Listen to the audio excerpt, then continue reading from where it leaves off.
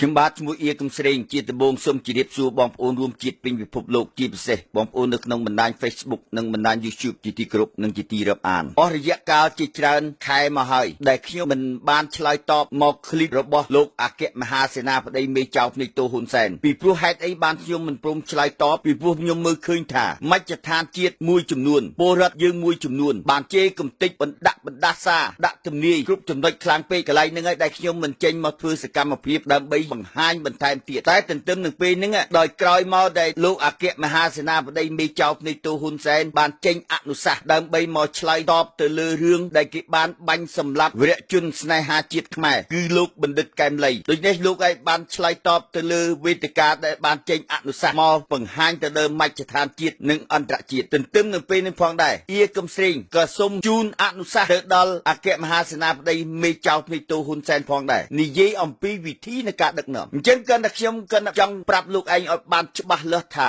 លោកឯងតោងទៅយល់ពាក្យមួយឃ្លាគេនិយាយថាពេលដែលឃ្លានយើងត្រូវការឆ្អែតដល់ទៅពេលឆ្អែតហើយបានត្រូវការឆ្ងាញ់អាហ្នឹងក៏អត់ខុសពីនិយមន័យដែលរយៈកាលកន្លងមកលោកឯងតាំងនិយាយពីឆ្នាំ1985លោកឯងចង់បានអំណាចតែដល់ទៅពេលលោកឯងបានអំណាចគ្រប់គ្រងបាន30ឆ្នាំហើយហេតុអីបានលោកឯងនៅតែភ្លើក្តោបអំណាចដោយមិនប្រែយកអំណាចហ្នឹងឲ្យទៅជាផ្លូវល្អពីព្រោះអំណាចវាមានពីរណាអំណាចសុចរិតនិងអំណាចទុច្ចរិតអ្វីដែលលោកឯងមានអំណាចរួចទៅហើយតែអំណាចហេតុអីបានលោកឯងមិនប្រែអំណាចហ្នឹងឲ្យคล้ายទៅជាអំណាចសុចរិតដើម្បីស្ដារនៅកិត្តិយសដែលអ្វីដែលលោកឯងបានបំភ្លេចបំផ្លាញគំតិចជាតិសាសន៍ហ្នឹងហេតុអីបានលោកឯងមិនព្រមកែប្រែលោកឯងកុំភ្លេចថាអំណាចនៅពេលដែលលោកឯងមានកម្លាំងអំណាចនឹងវាមានមែនចុះបើសិនជាលោកឯងអស់អំណាចទៅយើងសុំសួរថាក្រុមគ្រួសារតកូហ៊ុនបានអំណាចមកពីណាខ្ញុំជឿថាលោកឯងបានក្រងរៀបចំទុកឲ្យក្រុមគ្រួសារលោកឯងរួចទៅហើយក៏ប៉ុន្តែលោកឯងកុំភ្លេចណាមិនអាចទប់ស្កាត់នៅចរន្តកម្លាំងរបស់មហាជនកម្លាំងរបស់ប្រជាជាតិខ្មែរយើងហើយជាពិសេសនៅក្នុងសម័យបច្ចុប្បន្ននេះថែមទៀតដែលគេមើលឃើញជាសកម្មភាពតាមអន្តរបណ្ដាញដែលគេមើលឃើញពីសកម្មភាពនយោបាយរបស់លោកឯងដើរហ្នឹងគឺលោកឯងដើរកំពុងតែសម្លាប់ខ្លួនឯងដូច្នេះដើម្បីបង្ហាញលោកឯងឲ្យបានច្បាស់លាស់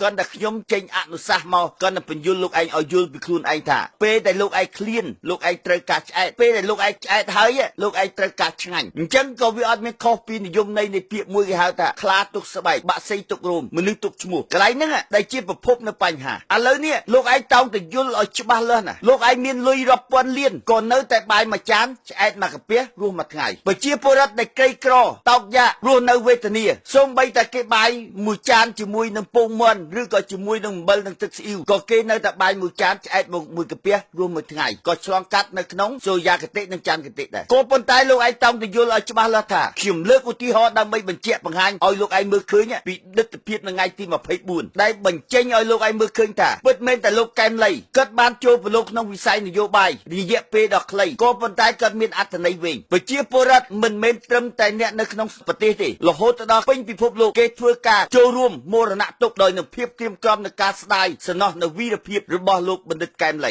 នេះដែលសបង្ហាញឲ្យច្បាស់លាស់ថាគាត់រស់នៅក្នុងសភាពសាមញ្ញជីវភាពធម្មតាតែអ្វីដែលគេឲ្យតម្លៃហ្នឹងគេគោរពហ្នឹងពីព្រោះមនុស្សគេហៅថាឈរនៅលើទស្សនៈសុចរិតទៀងត្រង់ហ្នឹងគេអត់ត្រូវការឆ្អែតទេគាត់ត្រូវការឆ្ងាញ់ហើយរបៀបដែលធ្វើដូចលោកកែមលីនេះក្នុងប្រវត្តិសាស្ត្រខ្មែរអត់មានទេអញ្ចឹងគាត់ថាខ្ញុំគាត់ថាជួយចេញអនុសាសន៍ដាស់តឿនលោកឯងបន្តិចព្រោះលោកឯងនេះភ្លើមែនទេណាលោកឯងភ្លើតែមែនទេណាហើយអត់ដឹងថានយោបាយយួនកំពុងតែគោលបំណងគេពិនប៉ងមកលើតកូហ៊ុនរួចទៅហើយអញ្ចឹងដើម្បីចូលលើលក្ខណៈអស់ហ្នឹងខ្ញុំនឹងបង្ហាញលោកឯងដើម្បីបញ្ចេញឲ្យបានច្បាស់លាស់ថាយួនណាបានដកសេចក្តីទុកចិត្តពីលោកឯងរួចទៅហើយកន្លែងហ្នឹងអំណាចលោកឯងមិនបានថិតថេរថែមទៀតទេមិនអាចនៅគង់វង្សបានទៀតទេពីព្រោះយួនដកសេចក្តីទុកចិត្តអញ្ចឹងគាត់ថាខ្ញុំលើកពីករណីពីរឲ្យលោកឯងដើម្បីយកមកពិភាក្សាទៅជំរឿមានពីររវាងបូរនីហើយនឹងមីកញ្ចាស់មេពឹសបីសាច់សក់សយួនវាត្រូវដកមួយទុកមួយហើយមិនអាចទុកបានទាំងពីរទេក៏ប៉ុន្តែលោកឯងតោងទៅយល់ឲ្យច្បាស់លាស់ថាបើសិនជាលោកឯងអស់អំណាចបូរនីហ៊ុនសែនក៏អត់មានប្រសិទ្ធភាពអីដែរហើយក្រុមគ្រួសារតកូហ៊ុនក៏ត្រូវចប់អានេះខ្ញុំចង់បញ្ជាក់ប្រាប់លោកឯងឲ្យបានច្បាស់លាស់ពីបញ្ហាពីរឿង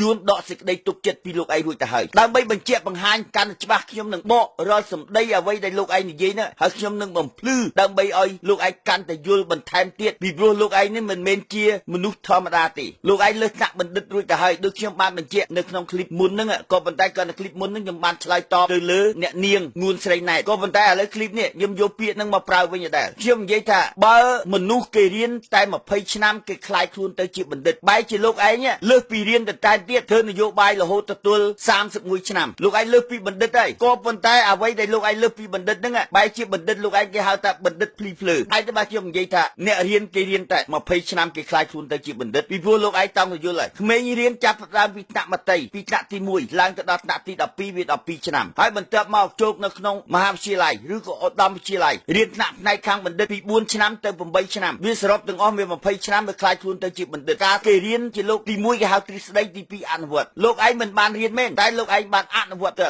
អនុវត្តហ្នឹងវាខ្លាំងជាងរៀនទៅទៀតហើយជាពិសេសលោកឯងដែលមានក្រុមប្រឹក្សាឲ្យយោបល់ទៅលោកឯងសិតតែថ្នាក់បណ្ឌិតគោជើងគ្នារាប់រយនាក់ដល់ចុងបញ្ចប់លោកឯងភ្លឺបំផុតមកមិនមែនត្រឹមតែភ្លឺថែមទាំងភ្លឺថែមទៀតអាហ្នឹងខ្ញុំចង់បញ្ជាក់កន្លែងហ្នឹងដើម្បីឲ្យលោកឯងបានច្បាស់កាន់តែបន្ថែមទៀតខ្ញុំនឹងចាក់នៅអ្វីដែលលោកឯងនិយាយហើយខ្ញុំនឹងបកឲ្យលោកឯងឲ្យយល់ពីបញ្ហាទាំងអស់ហ្នឹងបាទតាមសិលមិញនេះ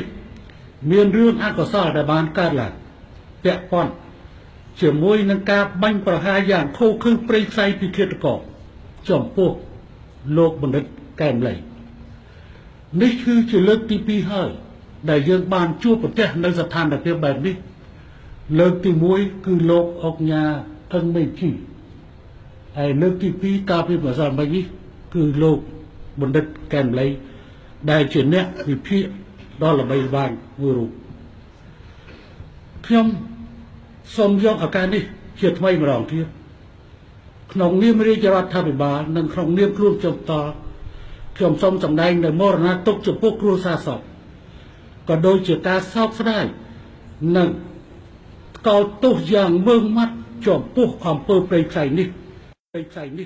ឥឡូវខ្ញុំចង់ឆ្លើយតបនៅក្នុងចំណុចមួយដែលលោកឯងនិយាយថាករណីដែលបាញ់សម្លាប់នៅពេលថ្មីនេះជារឿងអកុសលឬក៏រឿងចៃដន្យឬក៏ជារឿងអបត្តហេតុដែលកើតឡើងលោកឯងប្រហែលជាយល់ឃើញអញ្ចឹងឬក៏យ៉ាងម៉េចរឿងនឹងទាំងអស់មិនមែនជារឿងអបត្តហេតុមិនមែនជារឿងអកុសលហើយក៏មិនមែនជារឿងចៃដន្យដែរនេះជារឿងការប៉ុនប៉ងសម្លាប់លោកបណ្ឌិតកែមលីដោយចេតនាហើយទម្លាក់កំហុសមកលើលោកឯងទោះបីក្នុងសាច់រឿងហ្នឹងលោកឯងចង់ក៏ដោយមិនចង់ក៏ដោយក៏លោកឯងត្រូវទទួលនៅរាល់វិបត្តិទាំងអស់ហ្នឹងនេះវាជាចំណុចមួយដែលជាអវិជ្ជមានហើយក៏អសមត្ថភាពនៅការគ្រប់គ្រងប្រទេសហើយក៏ជាយួនបានដកសេចក្តីទុកចិត្តពីលោកឯងរួចទៅហើយកន្លែងនេះដែលខ្ញុំចង់បញ្ជាក់ប្រាប់លោកឯងឲ្យបានច្បាស់លាស់មិនមែនជារឿងអកុសលទេនេះជារឿងចេតនាដោយការប៉ុនប៉ងសម្រាប់លោកបណ្ឌិតកែមលីហើយជាការប៉ះពាល់សំខាន់ណាស់ពីបញ្ហាដែលខ្ញុំតែងលើកនៅក្នុងឃ្លីបមុននេះហៅថាផែនការ100រាត្រីតែលោកឯងគ្មានដឹងផែនការអស់ហ្នឹងទេនេះជាចំណុចមួយដែលហៅថាការសម្លាប់លោកបណ្ឌិតកែមលីដោយចេតនាឥឡូវយើងគាត់តែខ្ញុំលើកពីចំណុចហ្នឹងគាត់តែខ្ញុំមិនទាន់បង្ហាញថាអ្នកណាសម្លាប់នៅឡើយទេតែឥឡូវហ្នឹងគាត់តែខ្ញុំចង់លើកថាដែលលោកឯងនិយាយថាជារឿងអកុសលមិនមែនអកុសលទេគឺរឿងចេតនាហើយអ្នកដែលទទួលខុសត្រូវណាមួយបំណែកធំលោកឯងចេញត្រូវទទួលខុសត្រូវអានេះជាចំណុចទី1ចំណុចទី2ក្នុងនាមលោកឯងជា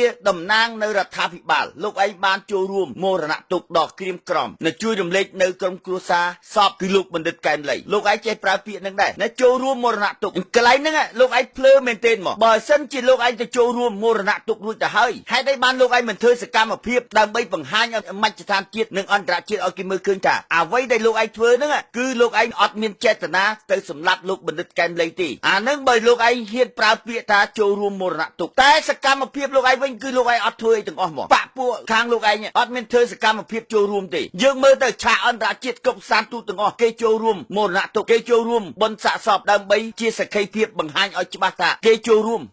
ជួយរំលែកនៅមរណទុក្ខនៃសាកសពលោកបណ្ឌិតកែមលីរួមទាំងមីកញ្ចាស់មេពឺបីសាច់សក់សដែលបានវាយកលុយមកវាយកមកចូលបន់$2000ថែមទៀតហើយវាបានចូលរួមមរណទុក្ខហើយវាបាននិយាយថាបើសិនជាក្រុមគ្រួសារសាកសពលោកបណ្ឌិតកែមលីត្រូវការឲ្យមីកញ្ចាស់មេពឺបីសាច់សក់សវាជួយវានឹងចេញមុខជួយឥឡូវយើងត្រឡប់មកលោកឯងវិញលោកឯងមិនមែនជាអ្នកប្រព្រឹត្តដោយចេតនាទេលោកឯងក៏អត់ដឹងថាសាច់រឿងដែលគេបាញ់សម្លាប់លោកបណ្ឌិតកែមលីផងដែរតែខ្ញុំសួរថាហេតុអីបានលោកឯងមិនចេញទៅធ្វើសកម្មភាពផ្ទាល់អញ្ចឹងលោកឯងដែលមានកំហុស3ដ៏ធ្ងន់កន្លែងហ្នឹងដែលខ្ញុំចេញអនុសាសន៍ប្រាប់ទៅដល់អគ្គមហាសេនាបតីមេចៅនៃតូហ៊ុនសែនឯងឲ្យដឹងឲ្យច្បាស់ពីបញ្ហាហ្នឹងអ្វីដែលជាកំហុសដ៏ធ្ងន់ធ្ងរកំហុសទី1ក្រុមបកពួកលោកឯងកូនចៅលោកឯងទូតកបាយយន្តអប្សរាទូដែលមានជាង10លោកឯងអត់ឲ្យបញ្ជាឲ្យគេចាក់ផ្សាយទេនេះជាកំហុសមួយដ៏ធ្ងន់ធ្ងរណាកំហុសទី2លោកឯងមិនបានហាម5អាកូនចៅដើម្បីទៅទប់ស្កាត់កុំឲ្យទៅយាយីទៅរំខានសាកសពគេកំពុងតែធ្វើពិធីបុណ្យសាកសពហ្នឹងដោយគេមានក្តីសោកស្ដាយនិងក្តីនឹងភាពនឹងអាឡោះអាឡៃបែរជា ជាក្រុមបកពួកលោកឯងនេះទៅធ្វើជាអន្តរាគមន៍ដើម្បីរំខានសាកសពថែមទៀតនេះជាកំហុសទី2ទោះបីលោកឯងចង់ក៏ដោយមិនចង់ក៏ដោយក៏គេបានផ្ដោតទៅលើលោកឯងរួចទៅហើយនៅក្នុងបញ្ហាហៅថានេះជាបកពួករបស់ពួកអគ្គមហាសេនាបតីមេចៅភ្នែកទូហ៊ុនសែនជាអ្នកដែលប្រព្រឹត្តដោយចេតនាលោកឯងមិនបាច់ទៅរកឃាតករទេអ្វីដែលទង្វើលោកឯងធ្វើហ្នឹងនឹងឲ្យបញ្ជាក់ប្រាប់ថានេះជាឃាតករបង្ហាញឲ្យច្បាស់ថាលោកឯងចេញមកលោកឯងជាឃាតករមកពីព្រោះសកម្មភាពអ្វីទាំងអស់ដោយលោកឯងទៅសាកថោកណ្ដាលវាលឲ្យគេមើលឃើញថាលោកឯងជាឃាតករសម្រាប់លោកបណ្ឌិតកែមលីដោយចេតនាបើសិនជាលោកឯងមិនបានសម្លាប់ទេវាជារឿងអកុសលឬក៏រឿងចៃដន្យលោកឯងត្រូវទៅចូលរួមមរណទុក្ខដើម្បីទៅរំលែកជាមួយក្រុមគ្រួសារសាកសពលោកបណ្ឌិតកែមលីក៏អត់ខុសពីស្ថានទូតនានាដែរតែគេចូលរួមបែរជាលោកឯងបានតែនិយាយត្រង់តែនៅលើវេទិកាតែសកម្មភាពលោកឯងរាំងស្ទះគេទាំងអស់ដូចក្នុងគេហែពេលថ្មីនេះបែរជាក្រុមបកលោកឯងអត់មានរឿងហេតុផលអីទៅអាចទៅរាំងស្ទះគេបែរជាទៅបញ្ជាឲ្យការ៉ាសាំងឬក៏គេហៅស្ថានីយ៍ឥន្ធនៈទៅបិទកុំឲ្យគេនឹងកុំឲ្យអ្នកហែនឹងកើតដោយសារកាត់បន្ថយពីរឿងប្រេងឥន្ធនៈនឹងសួរថាលោកឯងធ្វើអញ្ចឹងតើវាត្រឹមត្រូវទេអានេះគេហៅថាកំហុសទី2យើងនិយាយកំហុសទី3ខ្ញុំសួរថាហេតុអីបានលោកឯងមិនទៅចូលរួមនៅក្នុងពិធីបុណ្យជាមួយសាកសពជួយរំលែកនៅក្រុមគ្រួសារសាកសពហេតុអីបើលោកឯងគ្មានចេតនាដែលទៅសម្រាប់លោកបណ្ឌិតកែមលីដែលជាអ្នកវិភាគដ៏ល្បីល្បាញដែលលោកឯងបាននិយាយហ្នឹងតែហេតុអីបានលោកឯងមិនចូលរួមលោកឯងកុំភ្លេចថាអាក្រុមប្រឹក្សាអាអ្នកឲ្យយោបល់អ្នកដែលនៅក្រោមបង្គាប់លោកឯងទាំងអស់សិតតែអ្នកនឹងក្បត់លោកឯងទេមិនមែនជាអ្នកដែលស្រឡាញ់លោកឯងទេគោលដៅដែលគេបាញ់លោកបណ្ឌិតកែមលីហ្នឹងគឺមុខព្រួញគេសម្ដៅទៅលើលោកឯងរួចទៅហើយគេទម្លាក់កំហុសទៅលើលោកឯងរួចទៅហើយបើហេតុអីបានលោកឯងមិនយកស្ថានភាពកែប្រែដើម្បីចូលរួមសកម្មភាពទៅដើម្បីឲ្យគេចូលនៅក្នុងលក្ខណៈមួយគេហៅថាគេពិចារណារវាងមីកញ្ចាស់មេពឹសយួនដែរក៏ប៉ុន្តែលោកឯងក៏យួនដូចគ្នាក៏លោកឯងមួយជាអាយ៉ងយួនអាមួយទៀតជាមេយួនមីកញ្ចាស់មេពឹសជាមេយួនហើយអ្វីដែលសំខាន់ថែមទៀតនេះលោកឯងកុំភ្លេចថាអាក្រមបង្គាប់លោកឯងដូចអាសុកអេសានអាផៃស៊ីផានអាអោមចន្ទទៀងអាកែមមីមើអាទីស្ដីការគណៈរដ្ឋមន្ត្រីរហ័សទាន់ចិត្តហ្នឹងសិតតែពួកនឹងក្បត់លោកឯងទេហើយលោកឯងកុំភ្លេចថាពួកអាហ្នឹងសិតពួកក្បត់ទេណាវារត់ពីប៉មួយចូលប៉មួយទៀតឥឡូវវាអាណេបណប់វាលុតក្រាបថ្វាយបង្គំលោកឯងនៅពេលដែលលោកឯងមានអំណាចលោកឯងចាំមើលនៅពេលដែលលោកឯងអស់អំណាចចាំមើលវិជាឈីលោកឯងយ៉ាងម៉េចហើយវាទៅសហការជាមួយនឹងមីកញ្ចាស់មេពឹសដើម្បីមកវាយត្រឡប់មកលើលោកឯងវិញដូចជាក្រុមគ្រួសារតកូហ៊ុននឹងជួបនៅវិបត្តិវេទនានៅថ្ងៃមុខហើយស្ដាប់សម្អនុសាសន៍របស់អៀកំស្រេងអានេះខ្ញុំប្រាប់ទៅអគ្គមហាសេនាបតីមេចៅនៃទូហ៊ុនសែនឯងស្ដាប់អត់បានច្បាស់លាស់ស្ដាប់អនុសាសន៍របស់លោកអៀកំស្រេងគឺប្រាប់លោកអគ្គមហាសេនាបតីមេចៅនៃទូហ៊ុនសែនឯងឲ្យដឹងឲ្យច្បាស់លាស់អំពីផែនការយួនរៀបចំគំតិចតកូហ៊ុនហើយនេះខ្ញុំប្រាប់លោកឯងឲ្យដឹងគុំឲ្យលោកឯងមានមោទនភាពពេកអញ្ចឹងត្រូវស្ដាប់នៅពាក្យខ្ញុំឲ្យបានច្បាស់លាស់គេថាពេលដែលលោកឯងឃ្លានលោកឯងត្រូវការឆ្អែតដល់ពេលលោកឯងឆ្អែតហើយបានលោកឯងត្រូវការឆ្ងាញ់តែលោកឯងកុំភ្លេចណាវិធីបើសិនជាលោកឯងមើលទៅ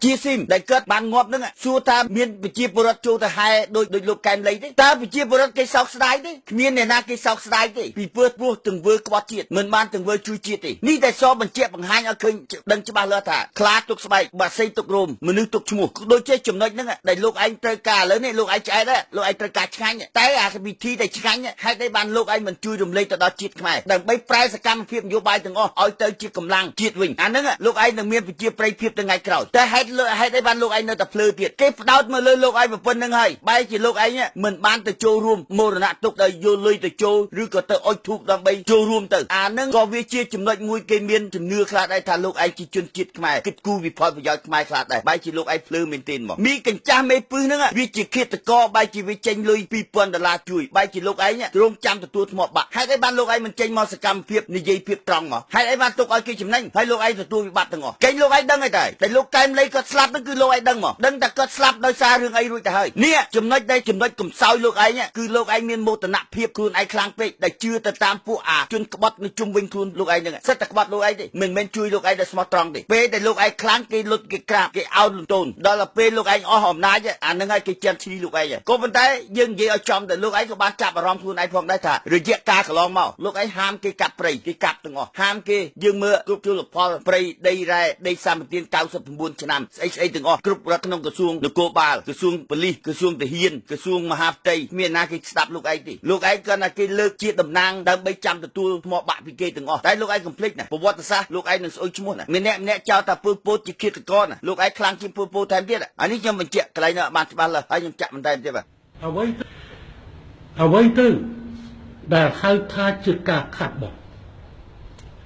នេះជាការប៉ះពាល់ធ្ងន់ធ្ងរចំពោះមុខមាត់របស់រាជរដ្ឋាភិបាលតែម្ដង តើអ្នកណានឹងទទួលផលចំណេញអំពីរឿងបែបនេះកើតឡើងនៅក្នុងពេលដែលរាជរដ្ឋាភិបាលកំពុងតែនិយាយអំពីសន្តិភាពនិងសុវត្ថិភាពរបស់ប្រជាពលរដ្ឋចំណុចនេះខ្ញុំគិតថាវាហាក់ដូចជាការផ្សេងផ្សាមួយសម្រាប់យើងនេះជាការប៉ះពាល់យ៉ាងធ្ងន់ធ្ងរចំពោះមុខមាត់របស់រាជរដ្ឋាភិបាលដែលទាមទារឲ្យយើងត្រូវដោះស្រាយបញ្ហាទាំងនេះហើយយើងត្រូវដោះស្រាយបញ្ហាមិនមែនគ្រាន់តែជាបញ្ហាដាច់ដោយឡែកមួយនេះទេក៏ប៉ុន្តែមួយរយៈចុងក្រោយនេះយើងបានឃើញកើតឡើងនៅអំពើមួយចំនួនដែលវាបានជះឥទ្ធិពលទៅលើសន្តិសុខសណ្ដាប់ធ្នាប់សង្គមរបស់យើងធាតុកម្មការប្លន់ប្រដាប់អាវុធបានកើតឡើងជាបន្តបន្ទាប់ដែលនោះគឺជាបញ្ហាដែលទាមទារឲ្យយើងមានការដោះស្រាយ ឥឡូវនេះលោកឯងបានយល់ឃើញថានេះជាភាពអាម៉ាស់របស់រដ្ឋាភិបាលក៏ប៉ុន្តែលោកឯងតង់ទៅយល់ឲ្យច្បាស់លើតែភាពអាម៉ាស់លោកឯងនេះគាត់តែខ្ញុំសួរថាហេតុអីបានលោកឯងមិនព្រមធ្វើសកម្មភាពចូលរួមមោទនទុកហើយដើម្បីបង្ហាញមជ្ឈដ្ឋានជាតិនិងអន្តរជាតិឲ្យឃើញថាសកម្មភាពនេះលោកឯងមិនបានធ្វើទេអានេះជាកំហុសដ៏ធ្ងន់ធ្ងរកន្លែងហ្នឹងដែលលោកឯងមិនបានចូលរួមហើយមិនថែមរាំងស្ទះណាធ្វើសកម្មភាពរាំងស្ទះហើយមិនបានចាក់ផ្សាយហើយទៅវាយប្រហារទៅលើបណ្ឌិតកែមដៃថែមទៀតអានឹងដែលសបបញ្ជាក់ឲ្យឃើញថាលោកឯងចង់ក៏ដោយមិនចង់ក៏ដោយគឺលោកឯងជាអ្នកប្រព្រឹត្តក៏ប៉ុន្តែខ្ញុំជឿថានយោបាយយួនកំពុងតែតោតមុខព្រួញមករោតកូហ៊ុនហើយកន្លែងហ្នឹងដែលខ្ញុំបញ្ជាក់លោកឯងឲ្យបានច្បាស់លើហើយបញ្ហាមួយទៀតលោកឯងថានេះជារឿងកាប់ចាញ់ចាល់ប្រកាសជាគេចាញ់ចាល់ហើយប្រកាសជាគេចាញ់ចាល់ហើយលោកឯងកុំភ្លេចថាមុនលោកបណ្ឌិតកែមលីដែលគាត់ស្លាប់មុន2ថ្ងៃរបាយការណ៍ Global Witness បានចេញនិយាយអំពីតកូហ៊ុនដែលមានក្រុមហ៊ុនជាង100ក្រុមហ៊ុនតាមកំពិតមិនមែនត្រឹមជាង100ទេជិត200ក្រុមហ៊ុនដែលទឹកលុយមានចំនួនយ៉ាងតិចណាស់2 billion បានតែ2000លានដុល្លារបានន័យថារបាយការណ៍ Global Witness គេយកទិន្នន័យបានលោកឯងត្រូវយល់ឲ្យច្បាស់លាស់ថាហេតុអីបានគេយកបានពីព្រោះតកូហ៊ុនអស់អនុភាពហើយមុខព្រួញដែលគេបាញ់ទៅលើក្រុមគ្រួសារតកូហ៊ុនហើយនៅពេលដែលលោកឯងអស់អំណាចទៅណាកន្លែងហ្នឹងដែលគេចង់បញ្ជាក់បង្ហាញឲ្យច្បាស់លាស់ថាក្រុមហ៊ុនដែលមានជិត200ក្រុមហ៊ុនយួនយកទាំងអស់ឥឡូវលោកឯងទៅឆែកមើលទៅក្រុមហ៊ុនមួយណាដែលអត់មានពាក់ព័ន្ធជាមួយយួនដែលក្រុមហ៊ុនកូនចៅលោកឯងគ្រប់គ្រងទាំងអស់ហ្នឹងដែលជិត200ក្រុមហ៊ុនហ្នឹងហ៊ុនមួយណាក៏មានយួននៅក្នុងហ្នឹងដែរឥឡូវនេះហេតុអីបាទហ៊ុនហ្នឹងអាចនៅគ្រប់គ្រងបានគេឲ្យក្រុមគ្រួសារតកូហ៊ុនគ្រប់គ្រងដោយសារអីដោយសារឥឡូវវាមានអំណាចដែលមានអគ្គមហាសេនាបតីមេចៅភ្នែកតូហ៊ុនសែនដើម្បីជាអំណាចយកអំណាចនេះមកគ្រប់គ្រងលោកឯងកុំភ្លេចថាកូនចៅលោកឯងគ្មានសមត្ថភាពជាអ្នកឈ្មួញជំនួញក្នុងមជ្ឈដ្ឋានអ្នកជំនួញទេក្រុមគ្រួសារលោកឯងគាត់តែយកឈ្មោះយកអំណាចលោកឯងដើម្បីយកមកប្រើហើយទៅទាញយកក្រុមហ៊ុនអស់ហ្នឹងទេក៏ប៉ុន្តែលោកឯងកុំភ្លេចថាវិធីដែលលោកឯងធ្វើទៅគេក៏ធ្វើមកលោកឯងវិញដែរកន្លែងហ្នឹងឲ្យលោកឯងដឹងថាវិធីដែលកូនលោកឯងធ្វើទៅលោកអឹងមេងជឺទម្លាក់កំហុសទៅលើអាថងសារ៉ាត់យួនគេអត់លើកលែងទេយួនគេនៅមានគំនុំជាមួយនឹងលោកឯងកុំភ្លេចថាពួកយួនណាវាជួយគ្នាណាមានតែលោកឯងទេភ្លីភ្លើនាំគ្នាទៅវាយតែខ្មែរគ្នាឯងមុខព្រួញដែលគេធ្វើឥឡូវនេះគឺគេត្បោបាញ់មុខព្រួញសម្ដៅទៅលើលោកឯងដោយសារអីវាពាក់ព័ន្ធនឹងរឿងអាជីវកម្មតកូហ៊ុនកន្លែងហ្នឹងហើយដែលអង្គការ Global Witness យកទិន្នន័យបានក៏ដោយសារនៅក្នុងក្រុមហ៊ុននឹងមានអ្នកក្បត់អញ្ចឹងហើយបានគេប្រមូលទិន្នន័យបានទាំងអស់ហើយបានគេប្រគល់ទៅឲ្យអង្គការ Global Witness តែលោកឯងភ្លើលោកឯងអត់ដឹងទេលោកឯងគាត់តែមនុស្សដែលចេះតែអួតអាងទេគ្មានការគិតគូរដល់កម្រិតចុងក្រោយទេលោកឯងគ្មានសមត្ថភាពអស់ហ្នឹងទេដូចខ្ញុំបាននិយាយចឹងបណ្ឌិតគេរៀនតែ20ឆ្នាំគេធ្វើជាបណ្ឌិតលោកឯងធ្វើនាយករដ្ឋមន្ត្រី31ឆ្នាំលោកឯងភ្លីភ្លើទៀតនឹងហើយគេហៅថាអគ្គមហាសេនាបតីមេចៅភ្នែកតូហ៊ុនសែនដែលជាបណ្ឌិតភ្លីភ្លើនេះពីអៀកំសែងបញ្ចេញអនុសាសន៍ឲ្យអគ្គមហាសេនាបតីមេចៅភ្នែកតូហ៊ុនសែនឯងត្រូវយល់ដឹងឲ្យបានច្បាស់លាស់អានេះចំណុចដែលខ្ញុំចង់បញ្ជាក់ប្រាប់ថាអវសានតកូហ៊ុនមកដល់ហើយលោកឯងមុខមាត់ស្អីអស់ចាស្អីធ្វើជាអាយ៉ងគេឲ្យគេគ្រប់គ្រងឲ្យគេជន់ជ្រាយកឈ្មោះខ្លួនឯងមកស្អុយក្នុងប្រវត្តិសាស្ត្រតែលោកឯងកុំភ្លេចថានៅពេលដែលលោកឯងមានអំណាចគ្រួសារលោកឯងអត់ទាន់មានអីទេណាតែនៅពេលដែលលោកឯងអស់អំណាចទៅឬក៏ពេលលោកឯងងាប់ទៅក្រុមគ្រួសារលោកឯងរស់នៅក្នុងស្ថានភាពវេទនាមកកុំឲ្យកុំភ្លេចណាសូម្បីតែនៅប្រទេសក្រៅក៏គេតាមដែរពីព្រោះទ្រព្យសម្បត្តិតកូហ៊ុនទាំងអស់សិតតែជាទ្រព្យសម្បត្តិរបស់ជាតិប្រមូលយកវិញទាំងអស់ដល់សរុបចុងបញ្ចប់គាត់ណាសំណួរអ្នកឯងឆ្លើយគេមួយម៉ាត់ដល់ចប់ទៅបានហើយអ្នកឯងមានទ្រព្យសម្បត្តិទាំងអស់សំណួរគេថាអ្នកឯងធ្វើការអីបានមានលុយដល់ប៉ុណ្ណឹងតែមានលុយរាប់លានអ្នកធ្វើការអីឆ្លើយនៅសំណួរគេតែមួយបានហើយកុំឲ្យថាលុយ ខ្ញុំរស់ស៊ីណែរស់ស៊ីយ៉ាងម៉េចរស់ស៊ីដោយសុចរិតឬរស់ស៊ីដោយទុច្ចរិតណែទៅដោះគេទៅជាមួយនឹងច្បាប់អន្តរជាតិជាមួយនឹងច្បាប់គេសំណួរគេសួរតែដោយខ្លីឯងលុយទាំងអស់បានមកពីណាដូចជាចំណុចទាំងអស់គេទាញយកមកវិញទាំងអស់នៅពេលដែលលោកឯងងាប់ទៅហើយនៅពេលដែលលោកឯងងាប់ទៅគេបន់គេជេរគេស្ដីគេបន្ទោសគ្រប់ចំណុចទាំងអស់ពីព្រោះលោកឯងនេះគេហៅថាអគ្គមហាសេនាបតីមេចៅភ្នែកទូហ៊ុនសែនហើយក៏ជានាយករដ្ឋមន្ត្រីភ្លីភ្លឺដែលធ្វើនាយករដ្ឋមន្ត្រី31ឆ្នាំហើយអត់ដឹងពីលទ្ធផលចុងក្រោយដែលខ្លួនឯងទទួលបានជាស្អីកន្លែងហ្នឹងហើយដែលគេកំពុងតែចាញ់ចោលតកូហ៊ុនគឺបញ្ហាកន្លែងហ្នឹងដែលយួនដកសេចក្តីទុកចិត្តពីលោកឯងរួចទៅហើយអញ្ចឹងគេទៅរៀបចំកម្លាំងមួយទៀតលើកអំណាចមួយទៀតហើយលោកឯងកុំភ្លេចថានៅក្នុងស្ថាប័នបកប្រជាជនហ្នឹងកម្លាំងយួនណា90%រួចទៅហើយកម្លាំងលោកឯងមានតែ10%ទេបើវាចង់កំទេចលោកឯងនៅពេលណាបានពេលហ្នឹងពីព្រោះសិតតែជាកម្លាំងយួនពេញនឹងអស់ហើយតាលោកឯងអត់មានជំរឿសទេពីព្រោះលោកឯងមកទៅខាងប្រជាពលរដ្ឋគេស្អប់បើលោកឯងទៅខាងយួនគេកំពុងតែធ្វើកោការទម្លាក់លោកឯងដកលោកឯងចេញបើដកលោកឯងចេញគួរសារតកូហ៊ុនទៅចប់ហើយនេះខ្ញុំបញ្ជាក់ឲ្យបានច្បាស់លាស់ហើយលោកឯងទៅយល់ណាវិស័យមជ្ឈដ្ឋានអ្នកជំនួយក្រុមគូសារលោកឯងក៏មាន200ក្រុមហ៊ុនណាចង់បញ្ចប់យួនយកវិញទាំងអស់ពីព្រោះក្រុមគូសារសាច់ញាតិគ្រួសារលោកឯងគ្មានសមត្ថភាពជាអ្នកឈ្មោះជាអ្នកជំនួយទេគ្រាន់តែជ័យឈ្មោះលោកឯងយកមកប្រើដើម្បីអីដើម្បីកេងយកចំណេញពីមជ្ឈដ្ឋានអ្នកជំនួយក៏ប៉ុន្តែអ្នកជំនួយឥឡូវអ្នកឯងមានអំណាចគេនៅសង្ងំដល់ពេលអ្នកអស់អំណាចអានឹងគេគៀបនឹងគាត់ក៏អត់ខុសពីមេរោគដែរលោកឯងនៅមានកម្លាំងមេរោគអត់ទាន់ចូលទេពេលលោកឯងអស់កម្លាំងអាមេរោគចូលទន្ទ្រានសរីរាង្គកាយលោកឯងរួចទៅហើយនេះដែលខ្ញុំចង់បញ្ជាក់ឲ្យលោកឯងឲ្យដឹងឲ្យយល់ឲ្យច្បាស់អំពីបញ្ហាយើងនិយាយពីជីវិតនៅរស់នៅដែលខ្ញុំតែងតែបញ្ជាក់ប្រាប់លោកឯងឲ្យយល់ពីអត្ថន័យមួយលោកឯងបាយមួយចានឆ្អែតមួយកាពះរស់មួយថ្ងៃចំនួនពីមុនកាលលោកឯងនៅក្មេងអាលោកឯងដណ្ដើមម្ហូបខ្លាស៊ីដល់ទៅពេលលោកឯងចាស់លោកឯងដណ្ដើមម្ហូបគោវិញហើយលោកឯងអត់ហ៊ានស៊ីម្ហូបខ្លាទេពីព្រោះអាមេរោគទាំង3អាគេហៅថាឃាតករទាំង3ចាំសម្រាប់លោកឯងគេហៅឃាតករអីមួយគេហៅ high cholesterol ទី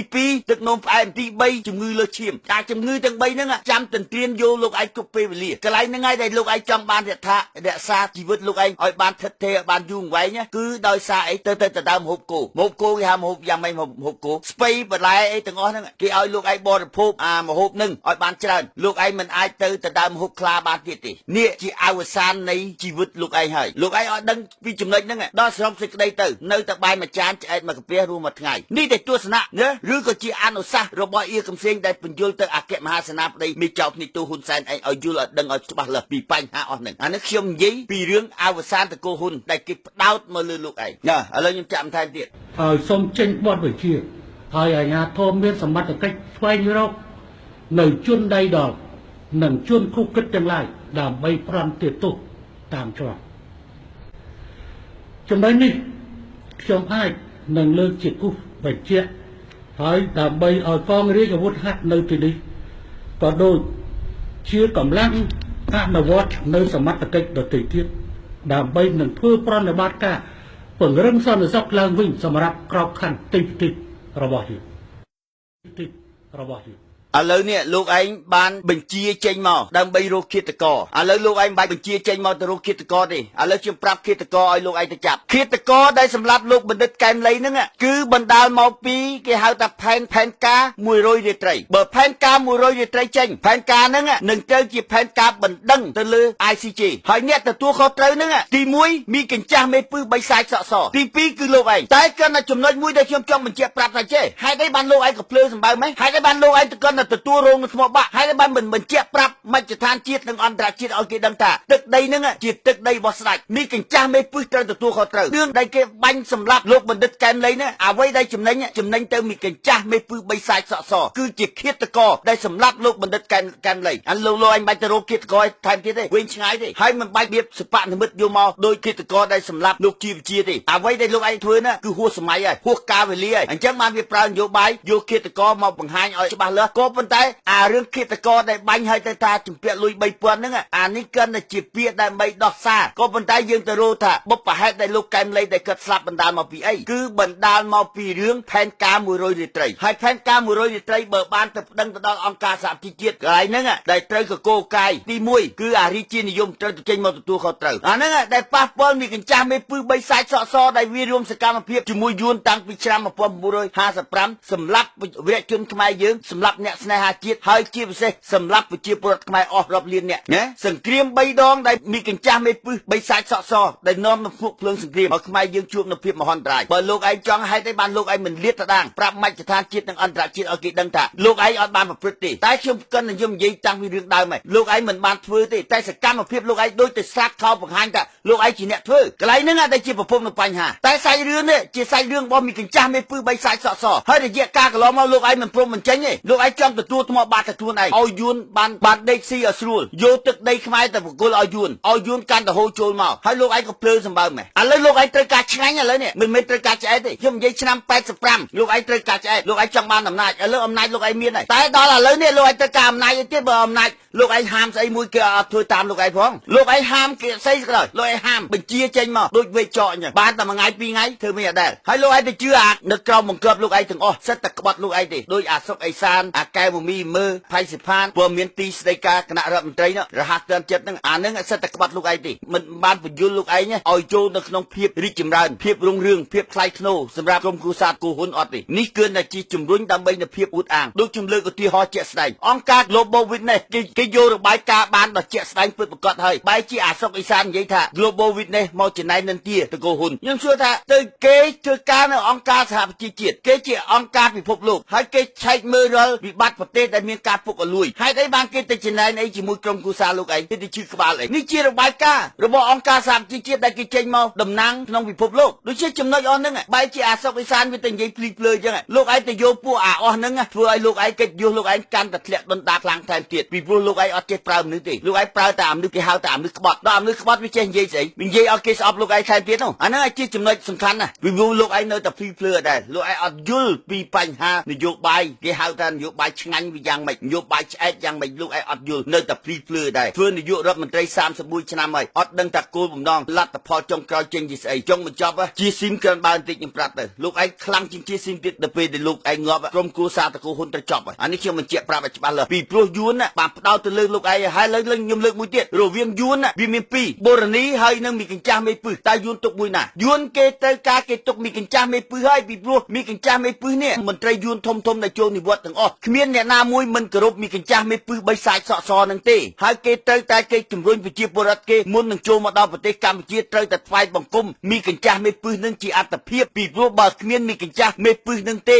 ក៏មិនអាចយកទឹកដីខ្មែរយើងឲ្យយួនបានដែរកន្លែងហ្នឹងគេសុកចិត្តគេនៅតែរក្សាមីកញ្ចាស់មេពឹសហ្នឹងហើយទោះបីទៅដល់ពេលវាងាប់ក៏គេនៅតែអត់បូជាដោយអាបីសាច់ស៊ីនោះទេគេនៅតែតម្កល់វាដោយហ៊ូជីមិញចឹងដោយសាកសពអាហ៊ូជីមិញគេនៅតម្កល់ទុកវានេះជាទីសក្ការៈបូជាជាវីរនារីចារកិច្ចរបស់យួនបន្លំខ្លួននៅក្នុងស្ថាប័នខ្មែរយើងដែលវាជំរុញនយោបាយយកទឹកដីខ្មែរយើងឲ្យយួនគ្រប់គ្រងឲ្យយួនបានយកទឹកដីខ្មែរបានទាំងស្រុងក៏ដោយសារមីកញ្ចាស់មេពឹសបីសាច់សក់សនឹងដែរក៏ប៉ុន្តែបែរជាលោកឯងវិញឥឡូវយួនកំពុងតែដោតសម្ដៅមកលោកឯងហើយដូច្នេះលោកឯងរងចាំថ្ងៃងាប់ទៅហើយកុំឲ្យថាលោកឯងខ្លាំងកម្លាំងទ័ពយួនដាក់តាមព្រំដែនអស់រួចទៅហើយជាពិសេសកម្លាំងរបស់មីកញ្ចាស់មេពឹសហ្នឹងនៅក្នុងស្ថាប័នកងទ័ពនៅក្នុងស្ថាប័ននគរបាលនៅក្នុងស្ថាប័ន PM ក្រសួងមហាផ្ទៃមីកញ្ចាស់ហ្នឹងគ្រប់គ្រងរួចទៅហើយលោកឯងក៏មាន 10% ទេហើយលោកឯងចង់ធ្វើសកម្មភាពអីគេគ្របបាត់ហើយលោកឯងក៏អួតអាងហើយអានេះខ្ញុំប្រាប់ឲ្យច្បាស់លាស់លោកឯងចាំតែរងចាំទទួលថ្មបាក់លូអវសានបើសិនជាលោកឯងមានជំហរការកែប្រែមកខាងជាតិវិញបើលោកឯងមកខាងជាតិបានប្រជាពលរដ្ឋខ្មែរគេគ្រប់គ្រងលោកឯងមានដំណើរសហការជាមួយនឹងប្រជាពលរដ្ឋ